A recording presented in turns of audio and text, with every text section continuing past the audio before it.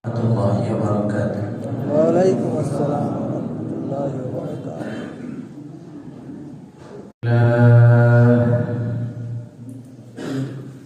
الحمد لله نحمده ونستعينه ونستغفره ونؤمن به ونتوكل عليه ونعوذ بالله من شرور أنفسنا ومن سيئات أعمالنا من يهده الله فلا مضل له ومن يضلله فلا هادي له ونشهد أن لا إله إلا الله لا خالق إلا الله لا مالك إلا الله ولا مميت إلا الله ولا رازق إلا الله لا شريك له ولا نظير له ولا مثل له ولا مثال له ونشهد أن سيدنا وسندنا وحبيبنا وحبيب ربنا وطبيبنا وطبيب قلوبنا ومولانا وأولانا محمدا عبد الله ورسوله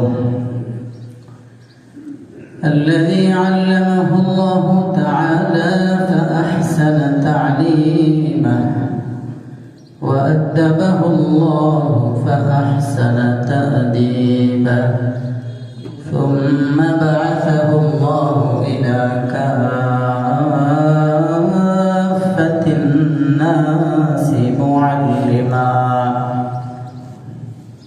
اللهم فصل وسلم عليه وعلى آله وأصحابه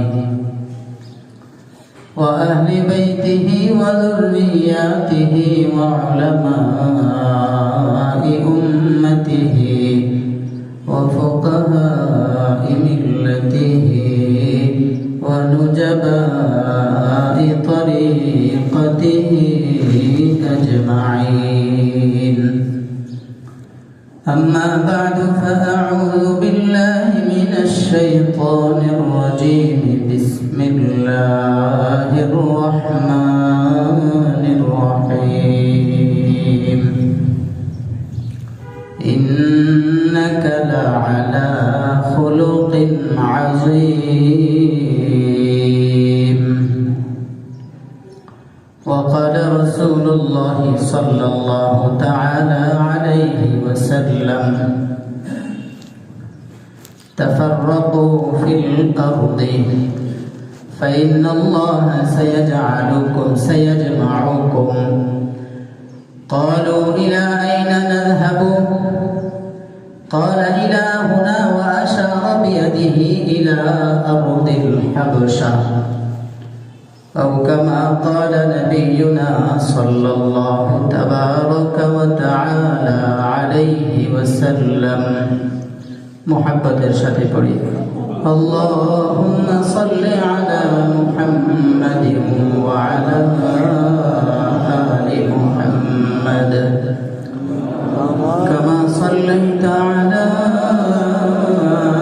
إبراهيم وعلى آل إبراهيم إنك حميد مجيد اللهم بارك على محمد وعلى آل محمد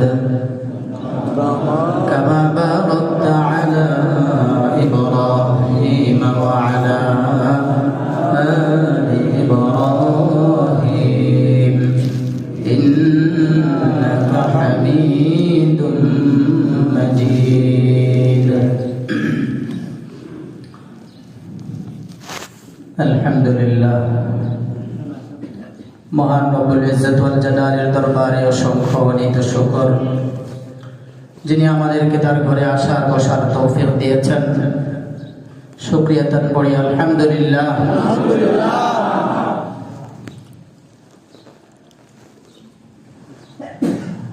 আমাদের এই মসজিদে মাশাআল্লাহ বহু দিক থেকে এই মুসল্লি ভাইয়েরা আসেন। তো দীর্ঘদিন আমাদের এই মসজিদের মুসল্লি ছিলেন আমাদের প্রিয় ভাই, বড় ভাই PM গার্মেন্টসের PM সাহেব। তিনি অনেকদিন পরে আসছেন, এজন্য আমরা তাকে আবারও মারহাবান স্বাগত জানাচ্ছি। অনেকদিন পর আমাদের শ্রদ্ধেয় মুরব্বী বাবা, আমাদের মসজিদ কমিটির অন্যতম সদস্য আরিফ ভাই, ওনার আব্বাজান অসুস্থ ছিলেন, তিনিও আজকে আসছেন। খুব আনন্দ লাগছে মুরব্বীদেরকে দেখে, সাদা দাড়িওয়ালাদেরকে দেখে আল্লাহ খুব মজা পান। আল্লাহর কাছে এরা খুব প্রিয়। সর্বপ্রথম সাদা দাড়ি দেখা দিয়েছিল বাবা ইব্রাহিমের। তো সেখান থেকে ইব্রাহিম আলাইহিস সালামের পূর্বে আর কারো দাড়ি সাদা হয়নি, ওখান থেকে শুরু। হঠাৎ আগে কোনো নমুনা নেই, দেখেই আল্লাহ এটা কি আবার। তখন ইব্রাহিমকে আল্লাহ আলাইহিস সালাতু ওয়াত তাসলিম আল্লাহ বললেন, এটা হাদা লাকা, হাদা কারামুন লাকা, এটা আপনার সম্মান। তখন তিনি বললেন, আল্লাহ আমার সম্মান আরো বাড়িয়ে দেন। মুরব্বীদেরকে দেখলেই আসলে ওনাদের আমাদের পাশে থাকলে দোয়া পাওয়া যায়, আমরা দোয়া পাই। ওনাদের সাথে ফেরেশতারা সার্বক্ষণিক থাকেন বিশেষভাবে, তারা আল্লাহর পেয়ারা হয়ে যায়। কারণ আল্লাহ দয়া না করলে এই বয়সে পৌঁছা সম্ভব না। আর এইটা একটা সার্টিফিকেট, ডকুমেন্ট। কবরে যাওয়ার পর যখন দেখবে ফেরেশতারা আইসা সুয়াল করবে যেই নবীর ব্যাপারে, ওই দাড়ি নিয়েই গেছে, আবার কিসের সুয়াল? দাড়ি দেখলে যাও, এটা মুহাম্মদুর রাসূলুল্লাহর উম্মত, চলো জান্নাতে নিয়ে যাও। আল্লাহ আমাদের সবাইকেও জান্নাতের মেহমান হওয়ার তৌফিক দান করুন, আমিন। আমাদের আলোচনা চলছিল সিরাতুন নবী নিয়ে। সিরাতের অপর নাম মানবতা, মনুষ্যত্ব। মুহাম্মদুর রাসূলুল্লাহ সাল্লাল্লাহু তাআলা আলাইহি ওয়াসাল্লাম এই পৃথিবীতে এসে সুরতধারী কতগুলো মানুষ ছিল আসার পূর্বে। এই সুরতধারী মানুষগুলোকে সিরত, আদর্শবান মানুষ বানিয়ে দিয়েছেন। তিনি জগতে আসার পর সুরতধারী মানুষগুলো সিরতে পরিণত হয়েছে। তাদের সুরতটা সিরত হয়ে গেছে, আদর্শ। আকৃতিতে মানুষ ছিল, দেখতে মানুষ ছিল, কিন্তু মূল রূপে স্বভাব চরিত্রের দিক দিয়ে তারা মানুষ ছিল না। তাদের মধ্যে হিংস্র প্রাণীর মধ্যে কোনো ব্যবধান ছিল না। একটা হিংস্র প্রাণীর চেয়েও তারা জঘন্য ছিল। তাদের সেই সময়ের অবস্থা কত ভয়ঙ্কর ছিল, সেটা তাদের বিভিন্ন ঘটনাকে সামনে রাখলেই, বিভিন্ন ঘটনার দিকে তাকালেই তাদের অনেক ঘটনা আছে। সেই ঘটনাগুলো দেখলে, বিশ্লেষণ করলেই বোঝা যায় তারা কোন শ্রেণীর ছিলেন বা ছিল। মুসলমানদের উপর তাদের এত বেশি নির্যাতন, নিপীড়ন ছিল, যেটা পূর্বে খুবই কম ছিল। সবচেয়ে বেশি জুলুম, নির্যাতন উম্মতে মুহাম্মাদের উপর হয়েছে। সবচেয়ে বেশি জুলুম শেষ নবী মুহাম্মদুর রাসূলুল্লাহর উপর তারা করেছে। রাসূল সাল্লাল্লাহু আলাইহি ওয়াসাল্লামের একজন সাহাবী, নাম ছিল ইয়াসির। তিনি, তার বাড়ি ছিল ইয়ামানে। এই ইয়ামান থাকা অবস্থায় তার এক ভাই হারিয়ে গেছে। হারিয়ে যাওয়ার কারণে ভাইয়ের সংবাদ, ভাইকে তালাশ করার জন্য, তলবের জন্য সাথে আরো দুই ভাই, হারেস আরেক ভাইয়ের নাম ছিল, আরেকবার নাম ছিল মালিক, তিন ভাই এসেছেন খুঁজতে খুঁজতে মক্কাতুল মুকাররমায়। ভাইকে খোঁজ খবর নিয়ে যখন পাওয়া যায়নি, তখন দুই ভাই চলে গেছে। কিন্তু ইয়াসির রাদিয়াল্লাহু তাআলা আনহু তিনি মক্কাতুল মুকাররমায় থেকে যান। হযরত আবু হুযায়ফা রাদিয়াল্লাহু তাআলা আনহুর সাথে চুক্তিতে আবদ্ধ হয়ে সম্পর্ক স্থাপন করে ওনার সাথে মক্কায় থাকতে থাকেন। আবু হুযায়ফা রাদিয়াল্লাহু তাআলা আনহু যতদিন জীবিত ছিলেন ততদিন তিনি তার সাথেই হযরত ইয়াসির তার কাছেই চুক্তিতে আবদ্ধ হয়ে তার সাথে সম্পর্ক স্থাপন করে তার সাথেই থাকতেন। তার ইন্তিকালের পর যখন ইসলামের প্রকাশ ঘটল, তো এর আগে এই ইয়াসির রাদিয়াল্লাহু তাআলা আনহুকে হযরত হুযায়ফা আবু হুযায়ফা রাদিয়াল্লাহু তাআলা আনহুর এক কৃতদাসী ছিল সুমাইয়া রাদিয়াল্লাহু তাআলা আনহা। তাই এই দাসীর সাথে ওই বন্ধু ইয়াসিরের সাথে বিবাহ হয়। এই ঘর থেকেই জন্ম নেন হযরত আম্মার রাদিয়াল্লাহু তাআলা আনহু। ইসলামের দাওয়াত যখন প্রকাশ্যে ইসলামের দাওয়াত তাদের কাছে যখন আসে তখন তারা ইসলাম গ্রহণ করেন। এই ঘর থেকেই জন্ম নেয় হযরত আম্মার বলছিল। ইয়াসির এবং আম্মার তাদের মা, তার আম্মারের মা হযরতে সুমাইয়া, এই তিনজন এই মক্কাবাসী ছিলেন না, বিদেশী ছিলেন, ইয়ামানের। তাদের মক্কায় কোনো বন্ধু বান্ধব ছিল না। যিনি ছিলেন আবু হুযায়ফা, তিনি ইন্তেকাল করেছেন। যার কারণে মক্কার কুরাইশের লোকেরা, কুফারে কুরাইশ, এরা তাদের উপর খুব জুলুম নির্যাতন। আমি কি বুঝাইতে চাইছি? বলছিলাম সুরতধারী মানুষগুলোকে আল্লাহ রাসূল এসে সিরতে পরিণত করেছেন। কেমন ছিল তাদের স্বভাব নবীর পূর্বে, সেই স্বভাবগুলো, তাদের ঘটনাগুলো তালাশ করলে বোঝা যায় তাদের কেমন মন্দ চরিত্র অধিকারী তারা ছিল। এই তিনজনের উপর কুরাইশের লোকেরা এত বেশি জুলুম নির্যাতন তারা চালাইতে লাগলো। মধ্য দুপুরে বালুকাময় উত্তপ্ত বালুর উপরে তারা চিৎ করে শুইয়ে রাখত তিনজনকে। এই বালু এত গরম, কার মরুভূমি এলাকা আপনি জানেন যারা হজে গেছেন, ছায়ার মধ্যেই বসে থাকলে গরমে অস্থির হয়ে যেত। ঘরের মধ্যে তারা এসি ছাড়া থাকতে পারে না। এই উত্তপ্ত গরমের মধ্যে বালু এলাকা, পাথরি ভূমি, সেটা কেমন গরম। একবারে মূল দুপুর যখন হতো তখন তারা হযরত আম্মার, ইয়াসির, সুমাইয়াকে, এই হিংস্র স্বভাবের অধিকারী মানুষগুলো এই মুসলমান গ্রহণ, ইসলাম গ্রহণ করার কারণে তাদের উপর এমন জুলুমের নির্যাতনের স্টেম রোলার চালায় তারা। আবার মধ্য দুপুরে কখনো লোহার শিকল পরিয়ে, লোহার পোশাক পরিয়ে আগুনে রোদের মধ্যে দাঁড় করিয়ে দিত। এত বেশি মারত তারা, আঘাত করতো তাদের উপর। কখনো কখনো তারা বেহুশ হয়ে যাইতেন। আবার কখনো জ্বলন্ত আঙ্গার বিছিয়ে, জ্বলন্ত কয়লা বিছিয়ে সেই কয়লার উপর তাদেরকে বিছিয়ে রাখা হতো। এমনই এক সময় আবু জাহিল মালউন তাদের তিনজন, আম্মার, ইয়াসির, সুমাইয়া, তিনজনকে সারিবদ্ধভাবে যখন আঘাত করছিল, জুলুম করছিল তাদের উপর, আবু জাহেল মালউন পাশ দিয়ে যাইতেছিল, সাথে হাতে ছিল একটা বর্ষা। এই বর্ষা দিয়ে হযরত সুমাইয়া রাদিয়াল্লাহু তাআলা আনহার লজ্জাস্থানে আঘাত করে, যার কারণে তিনি সেখানেই সাথে সাথে শাহাদাত বরণ করেন। হযরতে আম্মার একবার শরীরের থেকে কাপড়টা উঠে সাথীবর্গকে দেখাইছিলেন। দেহ উঠানোর সাথে সাথে দেখা যায় পুরো শরীর কালো দাগ, বড় বড় গর্ত। আম্মারের সাথীরা জিজ্ঞেস করলো, কি হলো ভাই, তোমার শরীরে এত বড় বড় কালো দাগ কেন? বলে, এই হলো কুরাইশের লোকেরা আমাকে জুলুম নির্যাতন যে চালাইছে সেটার দাগ, এগুলো সব। কেমন মানুষ তাদের মধ্যে কেমন হিংস্রত্ব ছিল। একজন মানুষ, তার দোষ একটাই, ওমা নাকামু মিনহুম ইল্লা আন ইউমিনু বিল্লাহিল আজিজিল হামিদ।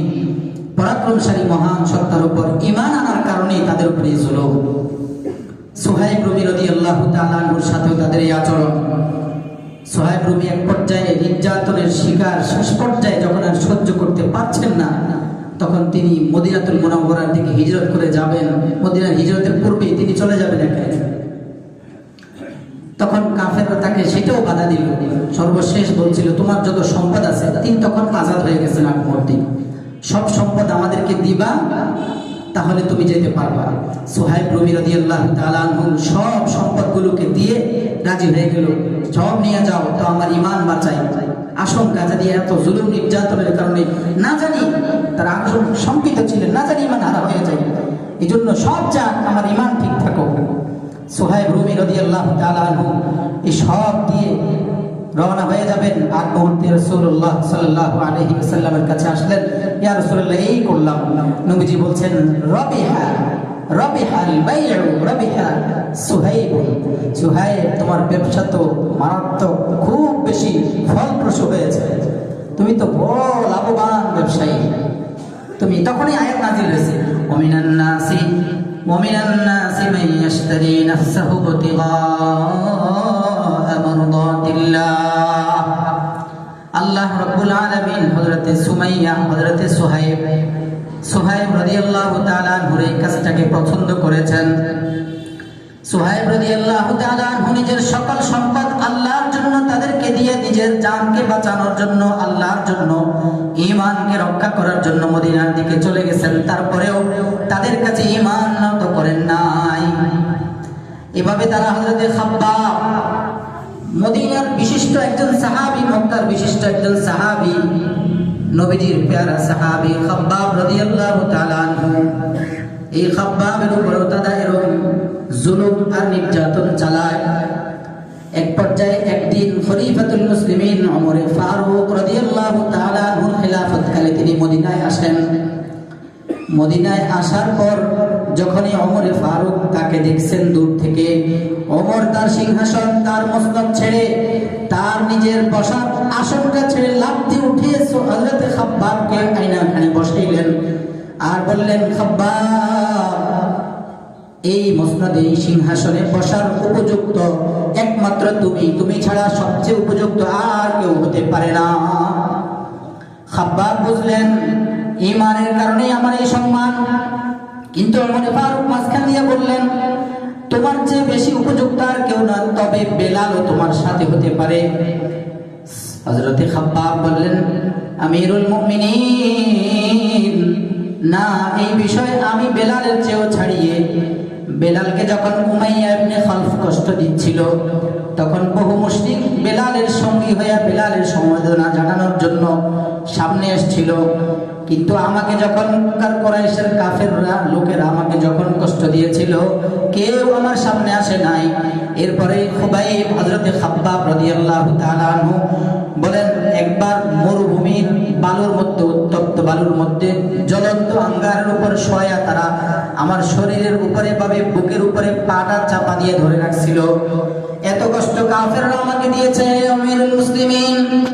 এরপরে হযরতে খাব্বাব শরীরের উপর থেকে কাপড়টাকে উঠাইয়া দেখাইলেন, আহা, খাব্বাবের পুরো শরীর শ্বেত রোগের মতো, একজন শ্বেত রোগ হলে যেমন সাদা হয়ে যায় পুরো শরীর, বড় বড় শ্বেত রোগীর মতো দাগ হয়ে গেছে পুরো শরীরের মধ্যে, গর্ত পড়ে আছে, কালো দাগ, সাদা দাগ বিভিন্ন জায়গায়, পুরো শরীরটা রক্তাক্ত, পুরো শরীরটা দাগ হয়ে আছে। এমন কষ্ট তারা মুসলমানদের উপর, এমন কষ্ট তারা মুসলমানদেরকে দিয়েছে। একজনের শোনালাম হযরতে আম্মার বিন ইয়াসির, সুহাইব, খাব্বাব, মুয়াজ্জিন কুলের সরদার বেলাল হাবশী রাদিয়াল্লাহু তাআলা আনহুর ঘটনা তো সবাই জানেন। উমাইয়া ইবনে খালফ এত কষ্ট দিয়েছে, মক্কার মরুভূমির বালুর উপরে শোয়া রাখতো, কয়লার উপর শোয়া রাখতো, উত্তপ্ত বালির উপর শোয়া রাখতো, সব করেও ক্ষান্ত হয় নাই। বেলাল হাবশীকে সর্বশেষ উমাইয়া ইবনে খালফ গলার মধ্যে রশি লাগাইয়া মক্কার বখাটে ছেলেগুলোর হাতে দিয়ে দিছে, আর বলছিল, যাও তাকে ধরে ধরে পুরো মদিনার মক্কার অলিতে গলিতে ছড়াও। অলিতে গলিতে মক্কার লোকেরা, যুবক বখাটে ছেলেগুলো বেলালের দড়ি ধইরা ধইরা পুরো মক্কার অলিগলি টানা হেঁচড়া করতো। তখনও বেলাল ঈমান ছাড়েন নাই। বেলাল তখনও বলছিলেন, আহাদ আহাদ আল্লাহু আহাদ। এমন কষ্ট আর জুলুম নির্যাতন মুসলমানদের উপর ওই হিংস্র প্রাণী মানুষগুলো দিয়েছে, তারপরেও তারা ঈমান ছাড়েন নাই, ঈমানের উপর মজবুত ছিলেন, অটল ছিলেন। কেন এত জুলুম কেন সহ্য করেছেন? একমাত্র আল্লাহকে সন্তুষ্ট করার জন্য, আল্লাহ যেন তাদের উপর রাজি থাকেন। এজন্য জান চলে যায়, তাদের জন্য তো তখন এটাও শরীয়ত জায়েজ রাখে, তুমি মনে রাখো, মুখে উচ্চারণ করে এখানে শাস্তি থেকে বাঁচো, সেটাও তারা করেন নাই। আল্লাহকে সন্তুষ্ট করার জন্য ঈমানের উপর তাদের যত আঘাত, যত ধরনের বাধা বিপত্তি আসতো সব কিছু উপেক্ষা করে আল্লাহকে সন্তুষ্ট করার চেষ্টা করেছেন সবসময়। তারা এক পর্যায়ে ভাবলেন এই জুলুম নির্যাতন চলছিল তাদের মুসলমানদের উপর নিরীহ। আচ্ছা, যখন ইসলাম প্রকাশ্যে দাওয়াত শুরু করে, হযরত মুজাহিদ বিশিষ্ট তাবেঈ মুজাহিদ রাহমাতুল্লাহি আলাইহি তিনি বলেন, যখন প্রকাশ্যে ইসলামের দাওয়াত শুরু হয় তখন 60 জনের সংখ্যা লেখেন। এই 60 জনের মধ্যে রাসূল সাল্লাল্লাহু আলাইহি সাল্লাম আবু বকর ছিলেন, বাকি অনেকেই ছিলেন গোলাম, দুর্বল, অসহায় শ্রেণীর অথবা নিম্ন বংশের, কর্তৃত্ব যাদের ছিল না। তো বেলাল, সুহাইব, খাব্বাব যারা ছিলেন, আম্মার, তারা দুর্বল ফ্যামিলির ছিলেন, বা মদিনাতে মক্কায় তাদের কোনো আত্মীয় স্বজন ছিল না, এদের উপরে জুলুমটা বেশি করত হযরত রাসূল করিম সাল্লাল্লাহু আলাইহি সাল্লাম এবং আবু বকরের উপরে। অতটা যেহেতু বংশীয় মর্যাদায় শুরু দিক দিয়ে অনেক উপরে ছিলেন, হাশিমি বংশের রাসূল, আবু বকর বংশীয় মর্যাদার উপরে, যেন বংশীয় একটা মর্যাদার কারণে তাদের উপর এতটা জুলুম করতে পারে না। এমনই যখন জুলুম চলছিল, সাহাবায়ে কেরাম এই জুলুমের শিকার হইতে হইতে খুব শঙ্কিত ছিলেন। এমন জুলুম, এত বেশি জুলুম আমাদের উপর হচ্ছে, না জানি কখন আমাদের থেকে ঈমান হারা হয়ে যায় আমরা। তারা খুব আশঙ্কায় ছিলেন ঈমান হারা হয়ে যায় কিনা। এমনই অবস্থায় রাসূল সাল্লাল্লাহু আলাইহি ওয়াসাল্লাম একদিন সাহাবায়ে কেরামকে উদ্দেশ্য করে, নবুয়তের ৫ম বছর তখন চলছিল, বললেন, তাফাররাকু ফিল আরদ ফাইন্নাল্লাহা ইয়াজমাউকুম সায়াজমাউকুম, তোমরা বিভিন্ন দিকে ছড়িয়ে যাও, কারণ এক একজন ভিন্ন ভিন্ন দিকে চলে যাও, তাফাররাকু ভিন্ন এলাকায় চলে যাও। তখন সাহাবায়ে কেরাম জিজ্ঞেস করলেন, ইয়া রাসূলুল্লাহ, কোথায় যাব, কোন দিকে যাব? মুসলিম সংখ্যা তখন কম, ৬০-৭০। কোথায় যাব? নবীজি তখন বলেন, এই দিকে যাও, ইশারা করে দেখাইছেন হাবশার দিকে যাও। তখন মুসলমানরা নবুয়তের ৫ম বছর 11 জন সাহাবী এবং 5 জন মহিলা সাহাবী, 11 জন আর 5 জন, এরা সবাই হাবশার দিকে প্রথম হিজরত করেন। কেন হিজরত করেন? জুলুম থেকে বাঁচার জন্য না, তাদের উপর নির্যাতন চলছে, জুলুমের ইস্তিমরার চলছে, এই জন্য না।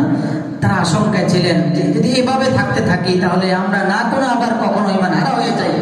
ঈমানকে বাঁচানোর জন্য আল্লাহর মহব্বতকে প্রাধান্য দিয়ে রাসূলের নির্দেশ পেয়ে তারা হাবশায় চলে যান। সাহাবায়ে কেরাম সবাই ধীরে ধীরে এই 5 জন 11 জন মক্কা থেকে অন্ধকারে রাতে গোপনে গোপনে, কেউ সাওয়ার হয়ে, কেউ হেঁটে জেদ্দা বন্দরে চলে গেছেন।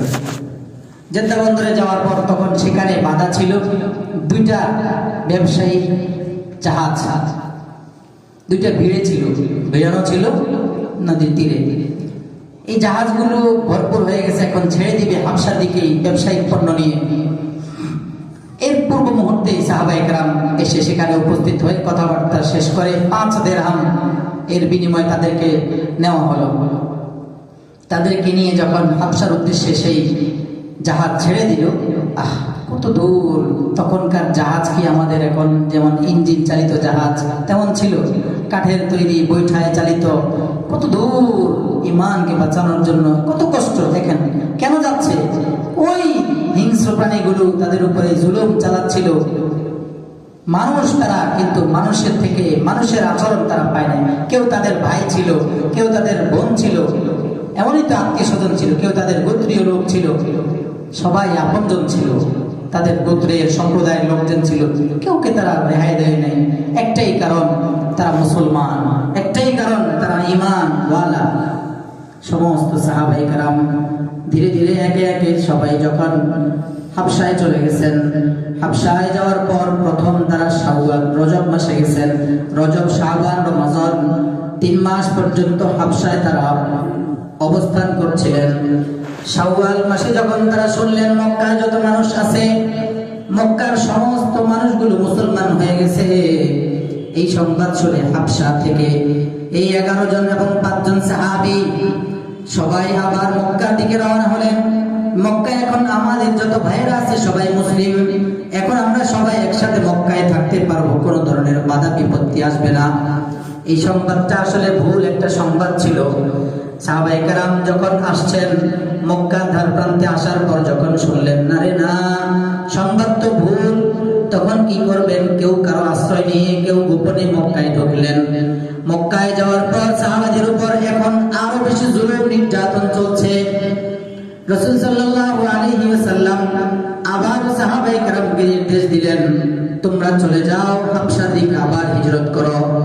এবার হাবশার হিজরতের দিকে সাহাবায়ে কেরাম সিরাতে ইবনে হিশামের মধ্যে একটা লেখে, সিরাতে মুস্তাফার মধ্যে আরেকটা সংখ্যা, এক জায়গায় লেখেন 86, সিরাতে মুস্তাফার মধ্যে 86 জন লেখে। আর 86 জন ছিলেন পুরুষ সাহাবী আর মহিলা ছিলেন 16 জন সাহাবিয়া। সবাই আবার হাবশার দিকে হিজরত করে চলে যান। যাওয়ার পর সেখানে সাহাবায়ে কেরাম ঈমানের দাওয়াত দিচ্ছেন, কালিমার দাওয়াত দিচ্ছেন, মুসলমানকে ঈমানের দিকে অমুসলিমদেরকে ঈমানের দিকে ডাকছেন। হাবশায় তখন যারা ছিল তারা সবাই ছিল খ্রিস্টান ধর্মের অবলম্বী, কিন্তু খ্রিস্টানদের নবী মুহাম্মদুর রাসূলুল্লাহর আগে নবী হযরত ঈসা আলাইহিস সালাতু ওয়াস সালাম নেই, যার কারণে ধর্ম এখন শেষ। তাই তারা মুসলমান ধর্মের দিকে তাদেরকে ডাকছিলেন, স্বাভাবিকভাবেই চলছিলেন। কিন্তু এটা মক্কার কুরাইশের যে দল লোকদের তাদের সহ্য হয় নাই। তারা আবার হাবশার দিকে রওনা করার জন্য, হাবশার যে লোকগুলো চলে গেছে তাদেরকে আনার জন্য আমর ইবনুল আস এবং আব্দুল্লাহ ইবনে আবি রবিয়া এই 2 জন সাহাবীকে তারা পাঠাইলো হাবশা থেকে, তাদের সব সাহাবীদেরকে নিয়ে আসার জন্য। হাবশায় যাওয়ার পর আমর ইবনুল আস এবং আব্দুল্লাহ ইবনে আবি রবিয়া এই 2 জন প্রথমে বাদশা নাজ্জাশীর কাছে না গিয়ে, বাদশা নাজ্জাশীর যে মন্ত্রী পরিষদ ছিল এবং আশেপাশে যে চেলাচালা ছিল, উজির নাজির, এদেরকে বিশাল বড় বড় উপনৌকন নিয়ে গেছে। এক একজনকে এক এক হাদিয়া দিয়ে সবাইকে তাদের প্রতি আকৃষ্ট করে নিছে, সবাইকে রাজি করে এনেছে যে আমরা আমাদের দেশ থেকে আসার উদ্দেশ্য একটাই, আমাদের ধর্মাবলম্বী কিছু লোক তারা আমাদের দেশে থাকতো, এরা এখন আমাদের বাপ-দাদার ধর্ম ছাইড়া আপনাদের দেশে এসে আশ্রয় গ্রহণ করেছে, এদেরকে আমাদের দেশে ফিরিয়ে দেন। উপঢৌকন দিয়ে যখন তাদেরকে লোভ লালসা দিয়ে যখন রাজি করাইলো, সর্বশেষ 1 দিন 2 দিন পর যখন বাদশা নাজ্জাশীর সামনে তারা উপস্থিত হলো, নাজ্জাশীকে তারা বলল, আমাদের ধর্মীয় কিছু লোক আমাদের বাপ-দাদার পিতৃপুরুষদের ধর্ম ছেড়ে তারা এখন নতুন ধর্ম গ্রহণ করে আপনার দেশে এসে অবস্থান করছে, আপনি তাদেরকে আমাদের হাওলা করে দিন। তবে বাদশা আপনার কাছে আমাদের অনুরোধ, আপনি তাদের কাছ থেকে কোনো কথা শুনেন না, কোনো কথা না শুনেই তাদেরকে আমাদের হাওলা করে দেন। এখানে কেন বলছেন যে তাদের কোনো কথা শুনেন না, না শুনে আমাদের উপর হাওলা করে দেন? কেন? তারা জানতো ইসলাম ধর্ম সত্য। মুসলমানরা যদি বাদশা নাজ্জাশীর সামনে দাঁড়ায় কোনো কথা বলে, নাজ্জাশী একজন বাদশা, বিচক্ষণ একজন বাদশা, সে অবশ্যই তাদের কথা শুনে বুঝতে পারবে কোনটা হক কোনটা না হক, বুঝতো তারা। এই জন্য তারা বাদশাকে প্রস্তাব করছে, আপনার দেশে কিছু লোক আসছে, আমাদের কাছে এদেরকে ফিরিয়ে দেন, এদের সাথে আপনি কোনো ধরনের কোনো কথা বলেন না, কথাবার্তা বলা ছাড়াই আমাদের কাছে ফিরিয়ে দেন। বাদশা নাজ্জাশী বললো এটা আচ্ছা। বাদশা নাজ্জাশী তাদেরকে ডাকলো, মুসলমানদেরকে বললো যে আমি তাদের সাথে কথাবার্তা বলা ছাড়া তোমাদের হাতে হাওলা করতে পারি না, কারণ আমি তাদের কথা বললে বুঝতে পারবো কে হক কে না হক, কি কারণে তারা আসছে, তাদেরকে বুঝি চিনি, আমার কাছে এসে তারা আশ্রয় গ্রহণ করেছে, আর তোমরা বলবো আমি দিয়ে দিব, এমনটা হতে পারে না। মুসলমানদেরকে ডাকালো বাদশা। বাদশার দরবারে আসার পর বাদশা মুসলমানদেরকে জিজ্ঞেস করতেছে, তোমরা মূর্তি পূজারী ছিলা, সেটা ছেড়ে দিছ, আরেকটা ধর্মের নাম খ্রিস্টান ধর্ম, সেটাও গ্রহণ করো নাই, নতুন এক ধর্ম নাকি তোমরা গ্রহণ করেছ, সেই ধর্মটা কি? সাহাবায়ে কেরাম সবাই টেনশন, কি উত্তর দিবেন? বাদশা তো আমাদের ধর্মাবলম্বী না, যদি তিনি তার ধর্মের কারণে আমাদের উপর জুলুম চালান কি হবে, আমরা কি করব যদি দিয়ে দেন তাদের উপরে? তখন একে অপরকে সাহস দিতেছিলেন। এর মধ্যে হযরত জাফর বিন আবি তালিব, আলী রাদিয়াল্লাহু তাআলা আনহু ভাই জাফর ইবনে আবি তালিব, তিনি দাঁড়িয়ে গেছেন, বীর সেনানীর মতো বক্তব্য দিতে শুরু করলেন, খুব সাহস নিয়ে হিম্মত নিয়ে একের পর এক ইসলাম ধর্ম কি তিনি বলছিলেন। লম্বা আলোচনা, তার খুতবা লম্বা। তিনি বলছিলেন ইসলাম ধর্ম এটা এমন ধর্ম যেই ধর্ম শিখায় এক আল্লাহর ইবাদত করা, মূর্তি পূজা করা যাবে না, কাউকে হত্যা করা যাবে না, জিনা ব্যভিচার করা যাবে না। এভাবে একের পর এক ইসলামের মধ্যে যত ভালো গুণ খারাপ গুণ সব বলে দিয়েছে। যে ইসলাম ধর্মে আসার পূর্বে আমরা পরস্পর একে অপরের সাথে আত্মীয়তার সম্পর্ক ছিন্ন করতাম। যারা শক্তিশালী ছিল তারা দুর্বলদের উপর আক্রমণ চালাতো, শক্তিশালী বংশীয় লোকেরা দুর্বল বংশের উপর জয়লাভ করতো, সবসময় বিজয় থাকতো, তাদের উপর কর্তৃত্ব চালাতো। আমরা মদ পান করতাম, গাঁজা খেতাম, জুয়া খেতাম, আমরা বিভিন্ন ধরনের নাফরমানিতে লিপ্ত ছিলাম। জিনা ব্যভিচার এটা আমাদের দৈনন্দিন একটা ভিন্ন সুখের ছিল। এই ধরনের বলতেই ছিল। সর্বশেষ বললেন আর ইসলাম ধর্মে আসার পর আমাদের নবী আমাদের শিক্ষা দিয়েছেন এগুলো করা যাবে না, আত্মীয়তার সম্পর্ক ছিন্ন করা যাবে না, ব্যভিচার করা যাবে না, অপবাদ দেওয়া যাবে না, গীবত করা যাবে না, অন্যের উপর জুলুম করা যাবে না। সব ধরনের অন্যায় থেকে ইসলাম আমাদেরকে বিরত থাকার নির্দেশ দিয়েছেন। আচ্ছা, এর পূর্বে মুসলমানরা যখন বাদশার দরবারে ঢুকতেই তাদের রীতি ছিল বাদশার দরবারে ঢুকেই সেজদা করতে হবে। কিন্তু মুসলিম যারা তাদের নবী তো শিখিয়েছেন সালাম দিয়ে ঢুকতে হবে। ঢুকলেই ওই চালাচা যেগুলো উজির নাজির মন্ত্রী পরিষদ গুলো বাচ্চাকে খেবানোর জন্য বলছিল, দেখছেন বাদশা কত বড় বেয়াদব, আপনাকে সেজদা করেন ঠিক। এক রেওয়ায়েত আছে বাদশাও বললো কেন সেজদা করনি, আরেক রেওয়ায়েত আছে উজির বা যারা ছিল তারাই বলছিল কেন সেজদা করনি।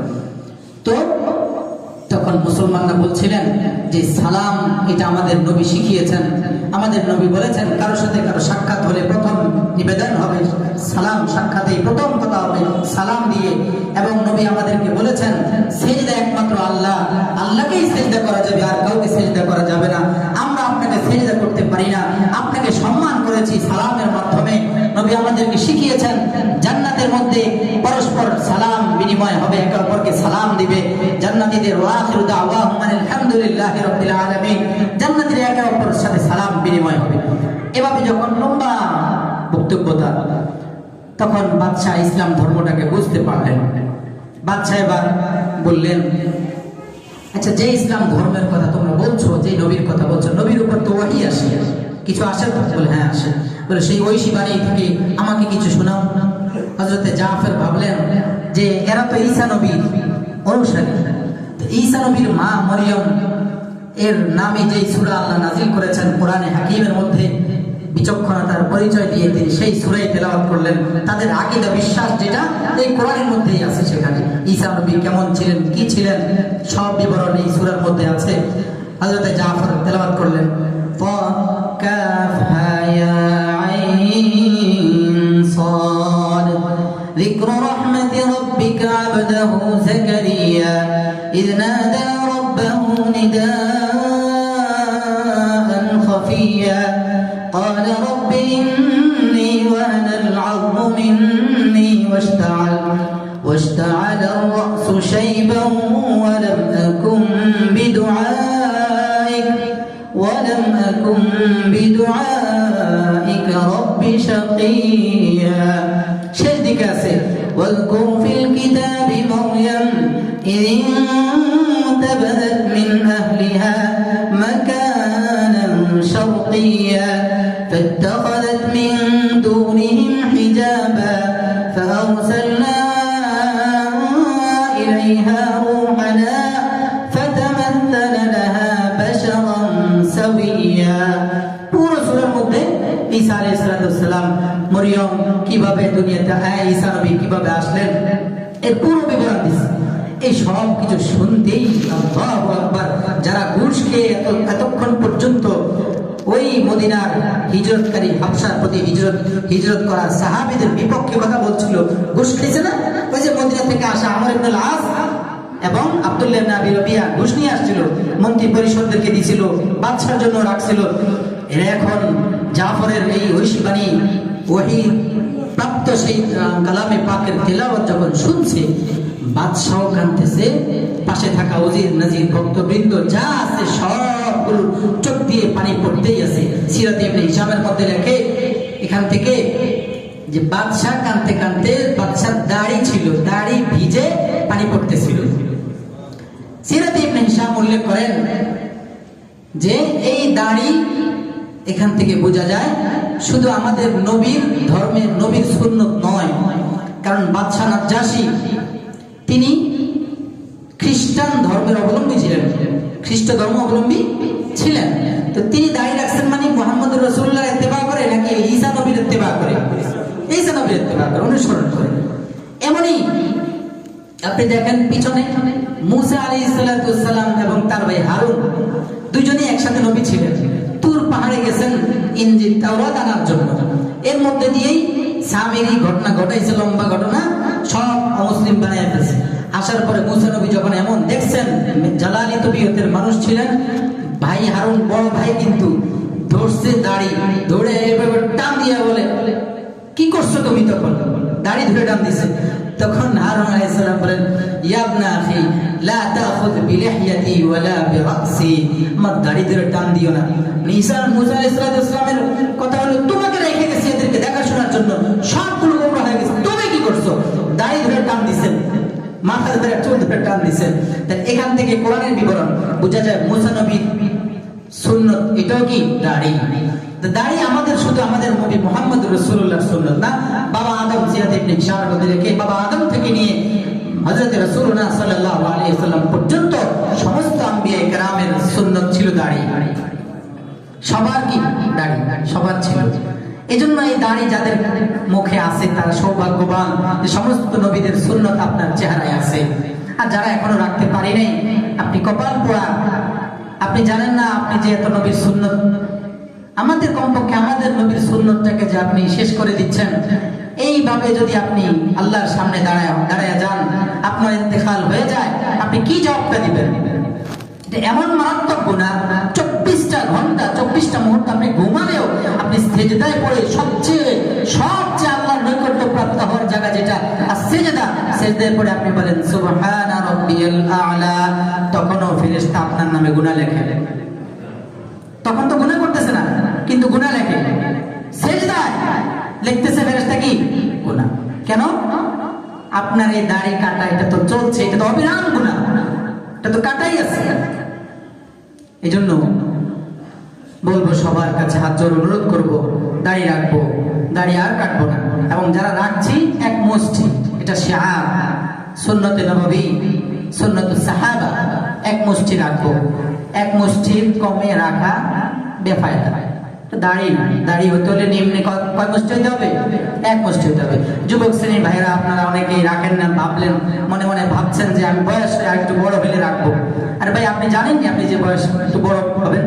জানা তো নাই আপনার, হয়তো বা আজকেও আপনার ইন্তেকাল হয়ে যেতে পারে।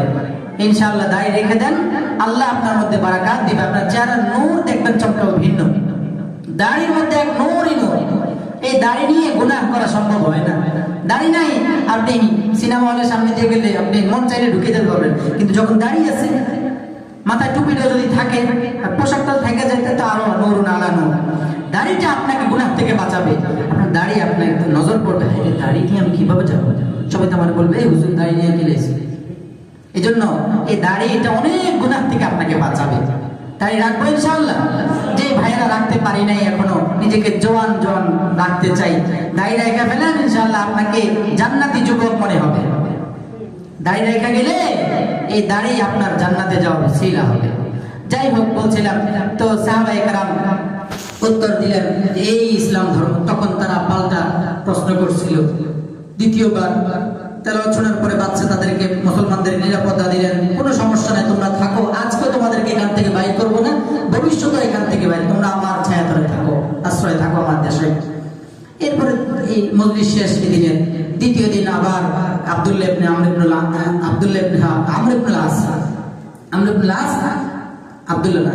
আস ইনি দ্বিতীয় দিন এবার বাদশাকে খেপানোর জন্য এসে উল্টা, বাদশাহ আপনি তো খ্রিস্টান ধর্মের অবলম্বী, খ্রিস্টান ধর্মাবলম্বী, কিন্তু এরা তো আপনার নবী ঈসাকে মানে না, নবীর ব্যাপারে বিভিন্ন গালি গালাজ করে, মন্দ কথা বলে। তখন বাদশা গরম হয়ে গেছে কিছুটা, কেমন কথা, এরা আমার নবীর বিপক্ষে কথা বলবে, ডাকো তাদেরকে। ডাকালেন, জিজ্ঞেস করছে তোমাদের ঈসা নবীর ব্যাপারে মন্তব্য কি? বলে আমাদের মন্তব্য সেটাই যেটা আল্লাহ বলেছেন, যেটা আল্লাহ রসুলকে শিখিয়েছেন, রসুল আমাদেরকে শিখিয়েছেন। কি সেটা?